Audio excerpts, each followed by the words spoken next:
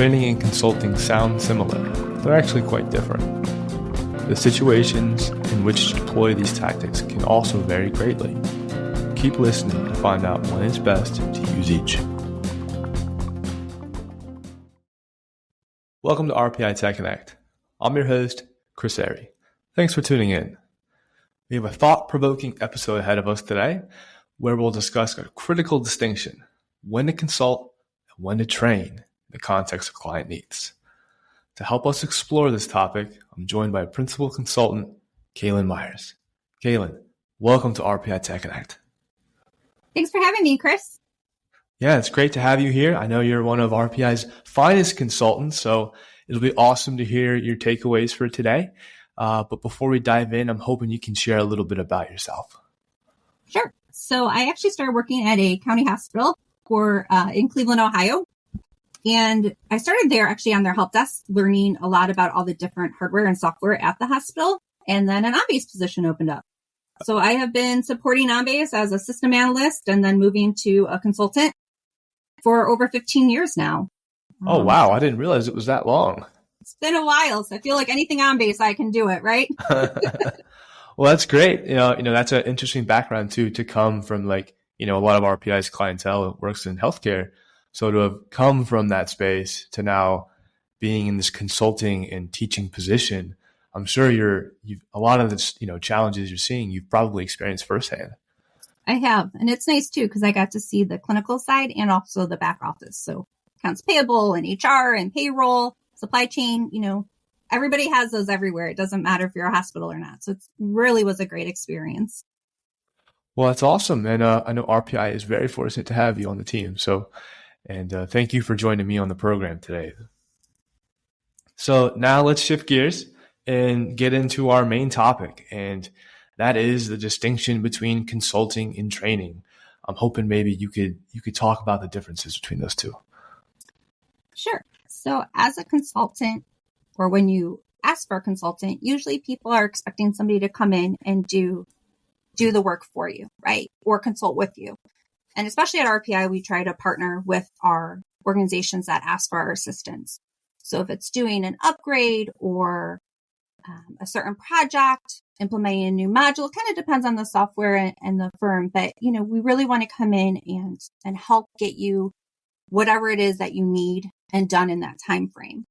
Where training is more, let's get the staff educated so they can do these things on their own, that they can help the users more, and they can be more knowledgeable in the subject as well as in the departments that are using the software.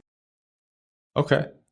It sounds so obvious. I don't know, consulting and training, they sound similar, but I guess they're really kind of different. And depending on what the client needs are, I guess in your role is probably understanding what's going to be more effective and what they're hoping to accomplish. So maybe you could provide a real world example of when, it was better situation to go the training route as opposed to consulting. Yeah. What can you share there? Absolutely. So they do. It would seem like it's obvious, but honestly, they can even overlap a little bit. So I had a client who wanted to upgrade their on-base environment, and their on-base admin that has been working with them forever retired. So they had two brand new people that didn't know much about on-base.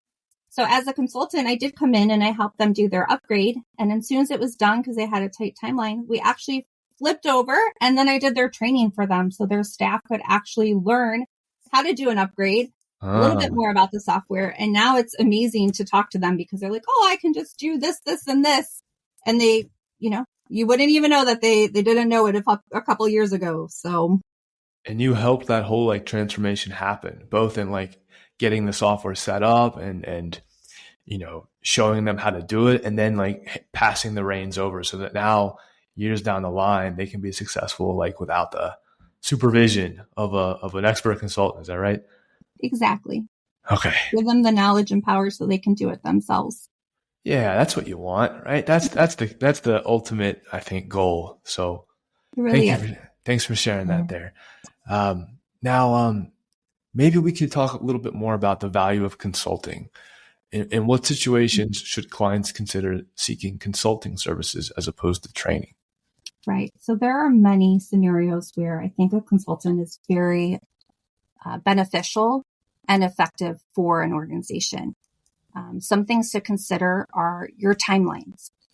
Maybe you need to do an upgrade because you're no longer supported in the version you're on, or you have another piece of software that you need to integrate with your current software, but you can't because, again, you need a newer version. Maybe you want to implement a new module that you've never used or a new process. So when you think about consulting, you may have on-base admins or any admin at your organization that knows the software from what they've used currently. But if you're looking to implement something new or a new project, or you have a tight timeline, that's when I personally think you have the most benefit of using a consultant who has that experience and expertise. So that way, you know that you can hit that timeline, you can have that module done, and you hopefully would have a very smooth, go live depending on anything it is, the upgrade, an implementation. Sure. Get the experts involved. Yeah. The tight timeline scenario sounds like, I hear that, and that makes total sense. Like, it's probably, there's more value in getting it done and getting it done on time than it is, potentially taking things a little slower and trying to teach people along the way. Is that right? It is. I mean, sometimes, it's beneficial to do an upgrade with the staff you have. But if they've never done an upgrade before or they've never used the module, it's going to take a little bit of time to learn it. And there's just certain scenarios where organizations just don't have that time. They need to implement something or have this project done by a certain date because the funds might run out at the end of the year, or, you never know the reason, but it's kind of a balancing act. What makes the most sense for your organization at this time and with the project you're trying to complete. Sure. And would you say that there's consulting needs for when a project is particularly technical, something that like is maybe a one-off or super, like, I don't know, depend if it's like a legacy system, for example, like, there's not a lot of resources for, or like the company plans on moving away from in the future. Is it better to bring a consultant then too, or what do you think? I definitely think so. So if there's a software that, either that's getting sunset, so your organization doesn't really have the knowledge or experience in it, definitely bringing in a consultant that's dealt with that software before makes the most sense, because, you don't want to spend that long-term investment of training someone if the software is no longer going to be used. Or, there's different scenarios, but I definitely think bringing a consultant in that has that expertise and experience will make things a lot smoother for the organization. Okay. And are there any common misconceptions that clients you've dealt with have about consulting, like things that they expect or assume about consulting that when you come into a project, you're like, well, that's not quite what we do, or yeah. It kind of varies. I did have a client who expected for us to just come in and tell them what we're going to do and how we're going to do it, and they're just going to use it. And I feel like at RPI, again, we try to build that partnership and that relationship. So I'm never going to come in and say, hey, you want to implement this piece of software in your accounts payable department? We're going to do X, Y, and Z. We prefer to have those discovery sessions and meet with those users in those departments, talk through their processes, what's going to make the most sense for them. And then we usually will, give them a design document. Here's what we're proposing. But that's really the opportunity for that organization to say, that's not going to work for us, or we need to make a change. We don't ever want to just come in and say, we're doing this, this, and this, and you're going to like it, right? You're going to just take it and deal with it. Yeah. You brought us in and this is what happened. So deal with it. Yeah. That's funny. We are absolutely here to work with you, not to just give you something and walk away. And I had a client that's like, what? You're going to let us actually, help and decide. Have a say and collaborate. So we're definitely going to guide you in the best practices and what makes the most sense and what we see other organizations doing. But it is, again, it's building that relationship and that partnership. And we don't ever want to just come in and say, you're going to do this without, having that conversation and what makes the most sense for everybody. Well, that's great. I love to hear that RPI takes this approach and really kind of listens to, the client and what they need out of the project and what's going to work best for them and their team as you're kicking this off.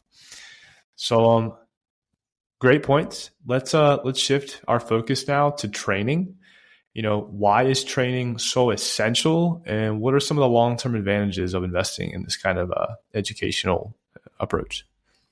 Sure. So going back to when I first started on the OnBase team, I didn't know anything about OnBase. I worked at the help desk. I took trouble tickets that OnBase wasn't working, but I didn't know much. So I'm, again, really lucky that the hospital took a chance on me and promoted me to an OnBase admin, and they sent me to training. So like I said, ever since then, I've been supporting OnBase. But really, it was a long-term investment for that organization, and I worked with them for a very long time. But when you have staff that know the software and the application because they're trained, it's only going to make your users more productive. It's going to make the staff happier. And then you essentially will probably save money too, because then you are not reaching out to consulting firms to do the work. I didn't say that out loud.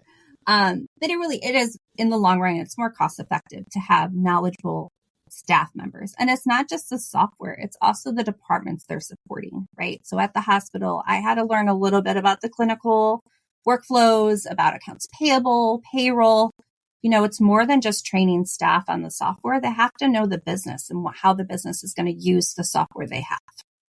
I love how honest you were just there too. It's true. It speaks to the level of professionalism that you have, and that ultimately our goal here at RPI Consultants is to set people up for success. We want them to succeed and be happy with the software they're buying.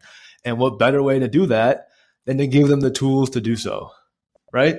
Exactly, Chris. That's great. And, I think maybe this is one of the a challenge for organizations is maybe assessing where they are and how to go about identifying who needs training and what kind of training, how intensive is it? Are there indicators that an organization should be on the lookout for helping maybe prioritize training needs versus consulting or anything in that area that you could share?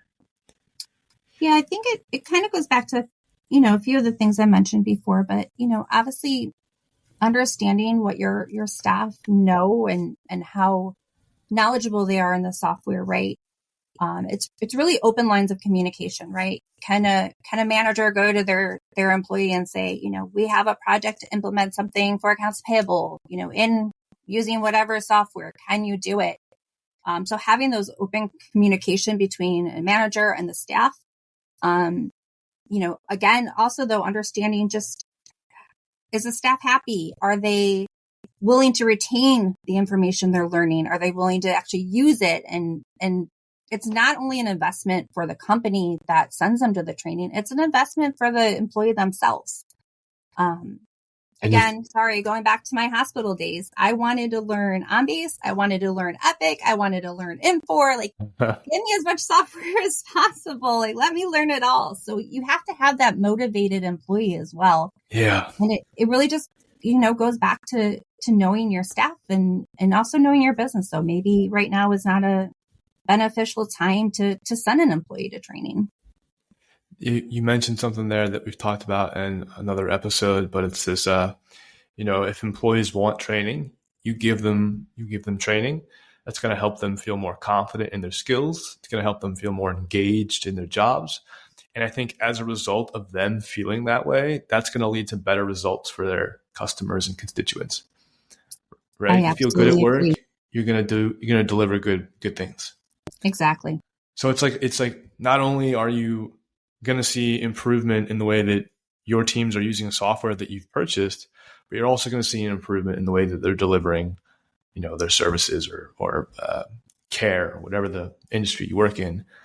The customers on the receiving end there are going to benefit too. It's a win. Absolutely. It's a win for everybody. It's a win for everyone.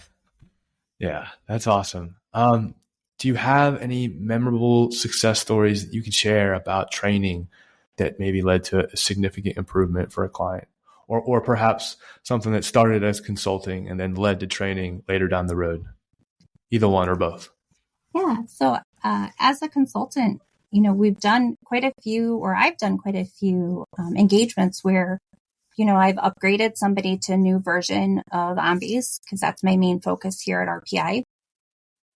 And part of that engagement was actually to train the staff how to do the upgrade as well. So walking through all the steps and kind of just listing out each step that we're doing and how to do it and showing them is something I've done multiple times. And I did it not that long ago for a client a couple years ago. And they actually reached out because they're doing another upgrade. Oh, but it's good news because they just wanted to just have me as on standby because this is the first time they're doing it on their own. But it was rewarding because they felt confident enough to do it, but they just wanted that, extra hand holding in case they needed any backup. But it's not a full Ombies upgrade contract. It's just being around in case they need it, just that moral support. Yeah, no, I know that feeling. It's a good one too because they feel confident, but they also they trust your judgment and they want you there to kind of, as a second set of eyes and does this look right type thing? Exactly. I feel like that's that whole teacher mentor or what is it? Teacher. What's the expression I'm thinking of?